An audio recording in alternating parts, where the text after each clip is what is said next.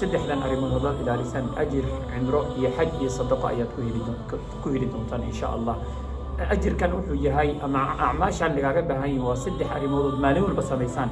haddaad samaysidna samee oo kusii soco, haddaadan samaynina samee ikhwaani, waa muhiim.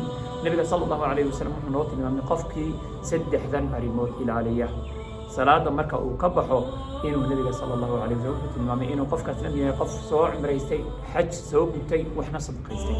fuqarada u timid nabiga sallallahu alayhi wa dacwoona waxay nabi allow annaga dadkii tujaarta naga fiican, waayo wayna la tukadaan, wayna la soomaan, wax kastoo camal aan samaynayna wayna la sameeyaan, weli waxayna dheer yihiin xoolahooda ka soo xajiyaan, xoolahooda ka soo cimraystaan, xoolahooda sadaqa markaa ka bixiyaan. annagana culays iyo faqirnimana haysata, xoolana haysanaan wax ku sadaqaysan ama aan ku soo cumraysana ama aan ku soo xajino.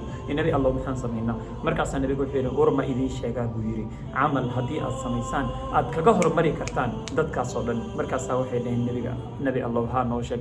markaasaa wuxuu yidhi tukabbiruuna dubra kulla salaatin 33 salaad kasta markaa ka baxdaan 33 jeer waxaad tirahdaan allahu akbar. وتسبحون دبر كل صلاة 33 صلاة كستا مركا كبحنا سبحان الله صدني سدح جرناها. هذا نوع فيري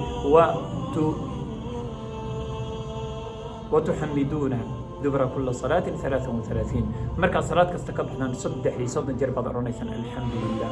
حتى انت سميسان بيوري اجر قف soo cumraysta ayaad heli doontaan. ilaa cimradiina idinkoo sameeyaa la mid tihiin, xajna idinkoo sameeyaa la mid tihiin, idinkoo wax sadaqaystaa la mid tihiin. ikhwaani ka faa'iidaysa laga yaabaa inaad samaysaan, laakiin ha ka caajisina sameeya. dadka aan samayna baaraka allahu fiikum sameeya sheekare ikhwaani walaaladiin la wadaaga.